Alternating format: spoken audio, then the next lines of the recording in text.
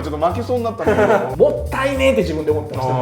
まあもうちょっと面白く作れるかもなと思う。クリエイティブを愛する者たちとしてね。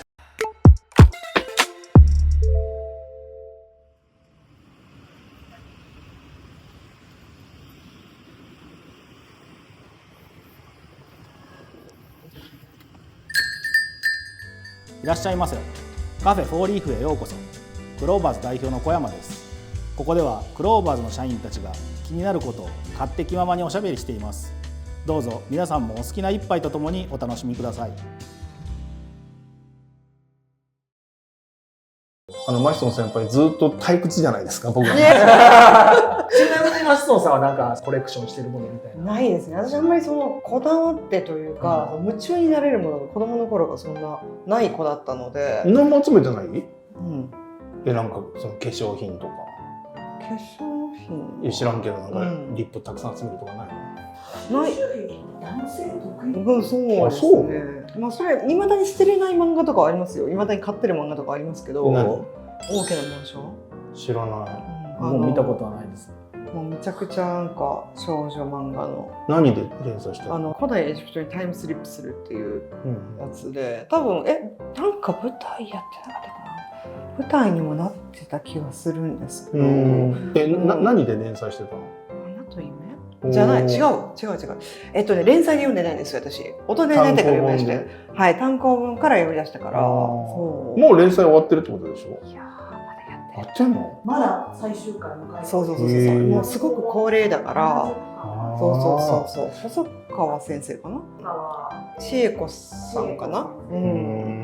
すごくまだもう終わってほしいっていうのがもう。わかります。買ってるけど私読んでないですよ。惰性で買ってるんですけど、たまにアマゾンでなんか何年かに1回集めて。ちゃんと紙で買ってる？紙で買ってます。電子じゃなくて。70までは揃えてもらう。ある。そう。漫画は電子で買うようにもしてるんで。そう。で、最近はね。そう、キリが出るじゃないですか。でもドラえもん大全集とかは持ってますよ。辞書みたいなやつ。買ったのあれ？辞書みたいなやつあるじゃないですか。ある。あれ20冊全部持ってます。なんで？自分で買ったの？兄弟とかじゃなくて？ご存知ですか？めっちゃでっかい本。知ってる。てかあれ、藤子不二雄大全集みたいな感じでドラえもんもパーマンもみたいな出てます。あれのドラえもんの大全集持ってます。20冊ちゃんと。ちゃんとって。その心構えに俺今ちょっと負けそうになったんだけど、申し訳ない、俺持ってないから。いや、もう宝ですよ。あるってあるじゃん。そうですね、あるね。そうだ、ドラえもんはめっちゃ好きで。そうなんだ。そうなんですよ。いや、なんか俺エンタメ好きでよかったと思った。本当？エンタメ好きな人で。そうです。好きですよ。だからゲームももちろん好きですし、ね、やっぱりやれるゲームが限られてるから私はめっちゃずっとやってるわけじゃないですけど、基本何年かに1回はバーッとやったりとか、あとは夫がずっと基本やってるからそれ見たりとか。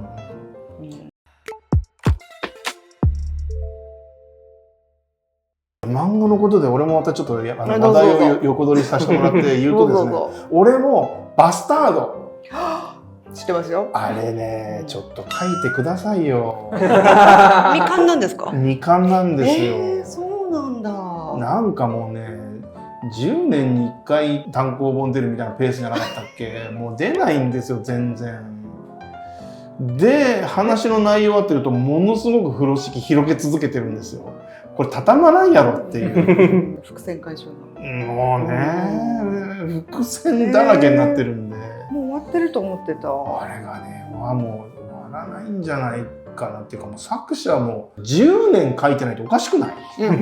書けるでしょ、だって書こうと思えばっていうね、ありますよね。ついでにだけど、じゃあなんか集めてる漫画とかありますか？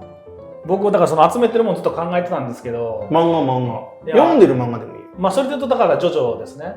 ジョジョだけずっと紙で買ってます。もうそれ以外はもう電子ですね。じゃあ今のジョジョランズも？ジョジョランズも買ってます。買ってんの？買ってます。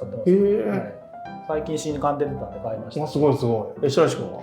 僕はそうですね、完結を待ってる漫画という意味で言うと、メイドインアビスっていうやつ知らないで、ちょっと前にアニメ化もしたんですけど、うんまあ不定期の連載なんで、結構物語の核心の部分でずっと止まってるみたいな、ちょこちょこ止まっちゃったりみたいなのが、今何巻なの？今12巻とか、うんまあ全然長いあれではないんですけど、うん待ってますね、僕も。はいなんかもう無理ですってやっぱ言えないもんなんですかね、やっぱりそれはね。小作物がもうやっぱり途中になっていて、さすがにもう書けませんってやっぱりタブーなんですかね。言えないのかな。まあ言う必要も多分ないんじゃない？いやもう個人事業主じゃん。確かに。でだからもうお金さえバンバン入ってきてたらもういいやんってね。だって気が向いたら書くかもしんないから書かないって言う必要もないしね、別に。健康のいろいろ問題もあるかもしれないので、高齢とかね。そうだ、そこムチ打って書けっていう酷なこと言えないかもしれないですけど、こう待ってるファンもいるっていうこともやっぱり心の片隅には止めておいてほしいなと思いますよね。集めてるものなんです。で、さっきなんかその男性の方が集めてるんじゃないかって言ってたんですけど、うちね完全に妻とか娘の方がめちゃくちゃ収集癖高くて、それにお金を使ってます。例えば奥さんは？奥さんは配給ですね。あ配給系のグッズだったらもうとにかく買うんで、もうそこにお金あげてますし、配給系のグッズってのはフィギュアとか？フィギュアもそうですし、一番くじとかもそうですし、じゃあ部屋に配給のフィギュア飾ってんの？そうです。恥ずかしいことじゃないですけど、恥ずかしくはない別に。いや家庭訪問だったんですよ。あ家庭訪問に先生来はったんですけど、リビングのそのなんか神棚みたいな位置に配給の月島ツッキーっていうキャラがいるんですけど、のフィギュアとかなんかそのなんていうんですか、ポスターみたいなところがベタベタ貼られた状態の部屋にお客さん呼んでて、いやまあいいんだけどみたいな。はい、娘はミーアイっていうアイドルが好きでファンクラブ入ったりするんですけど、あとウマ娘も好きで、ウマ娘も一番くじとかフィギュア、なんかそれ以外のフィギュアとかなんかそういうのあったら買ってほしいってなるんで、まあ、そこにはこうやってますね。で僕は強いて言うのはさっき言ったようにジョジョと、まあ、あとスニーカーぐらいかなっていう感じですね。あるじゃん。はい、いやでもスニーカーもやっぱもう結婚してからやっぱそういうのがあんま買えなくなるというか、もう履く靴しか買わないんで、まあまあね、僕は貴重な靴でももう履き潰すようにしてるんで保管しないというか、履いて履けなくなったやつが置いてあるんですけど、なるほど、はい、でも履くようにはしてるんで。用の美ですから使われるものですからね、それ。そうなんです。一応そう思って。でもなんかスター・ウォーズのなんかアディダスのスタン・スミスやったかちょっと忘れましたけど、そんなあんだ。見たい見たい。や今度説明してください。やったんですけど、それとかもうボロボロになるまで履いたんで、そのもったいねえって自分で思ってました、ね。コラボスニーカーなの。コラボスニーカーでもうないのに、いやいやいや、使った姿が美しいですよ絶対。まあそういう風にしてますね。はい、ちなみに白石君なんかトレーディングカード以外とかでなんか集めてる？まあ集めてるわけじゃないんですけど、ボードゲームとかも好きなんで、そうだから溜まっていってますね、どんどん。そのクローバーズの公式のね映像とか、まあ俺の YouTube のおまけ映像とかでもちょいちょいこのスタッフがそういうボードゲーム系で遊んでる映像ある。あれ全部多分白石君が持ってきてる。全部僕のですね。そうだよね。家には多分50本とかそのぐらい溜まってきちゃって。なんか花見があったりとかして持ってきてくれてますもんね。また会社で棚作ってボードゲームを並べたいですよね。いやこの間別のメンバーからもあのボードゲーム買ってほしいみたいな話ありましたね。プラチナゲームズの時にすごいいっぱいあったじゃないですか。いっぱいあった。あれは高則がねすごい好きで、だからなんかそう高則と近いものを感じるんだよ。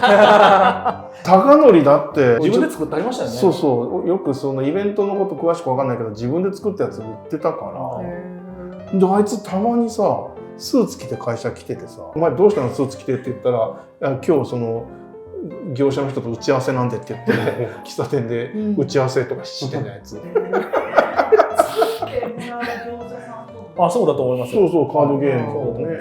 ボードゲームだと思います。あ、ボードゲームか。デザインしてもらう絵師さんもなんか決めて、しかるべきちゃんとお金もかけて作って、ほんでコミケで売ったりとかってしてて、あいつもなかなかそういう筋が似るというかね。ちなみに白石君はそのカードゲームあるいはボードゲームのデザイン、ゲームデザインしたいみたいなのがある。まあやれるならもちろんやってみたいなと思いますけど。やってみたら？そう。俺なんかね、白石君の脳みそってその適性がある脳みそだと思う。やればいいのに。まあ会社としても別に何か支援しますよっていうところありますよね。なんか面白そうですね。その会社でなんかボードゲーム作って出すとね。なんかビットサミットで売ろうよ。そうなんですよ。今年ビットサミット行きましたけど、めちゃくちゃボードゲームエリア増えてましたね。あれ見ててなんか興味引いたやつあった？あ、はい、買ってきましたね。あ、そうなんだ。はいもう遊んでみた？まだ遊べではないですけど、あんなの見てたらこうなんかその嫉妬の炎が燃え上がるんじゃないですか？まあ嫉妬というかどうなんでしょうね。ぜひやってよ。じゃあぜひ機会があれば挑戦しようと思います。ちなみに僕はやっぱビットサミット行くと毎回嫉妬をしますね。ああ、そうなんよ。そうなんよ、あれね。一番なんかそのクリエイティブの、無気味のクリエイティブがある場所だと思うから、だから俺もこう見るようで、なんかちょっとこう、斜め見するというか、あんまりがっつり見ると、なんか悔しくなってくるから、なんだろう、濃いクリエイティブの匂いがこう、醸し出されてますよね。で僕特にその去年ぐらいから好きなのがデバイスごと作ってるエリア。そうそうそう。面白いですよね。そう、隅っこのとこね。あれ腹立ちますね。本当にいいなと思いますね。そう。あそこね、もうなんかそのアイデアというのか、やりたいクリエイティブの宝庫だよね。クリエイティブの動物園みたいになってる。そうですね。なんかビールジョッキなんかこうやるやつとか、乾杯ゲーム、お好み焼き、お好み焼きガッチャンのやつとか、バナナバナナガチャガチャするとか。ちなみにあの中で僕面白かったのなんか何歩っつったかな 16×16 の光るブロックみたいなをこう押していくゲームみたいな。ああ、見た。あれ面白かったですね。うちも出しますか。デバイス。デバイスはなちょっとチャレンジングですね。だいぶチャレンジングですね。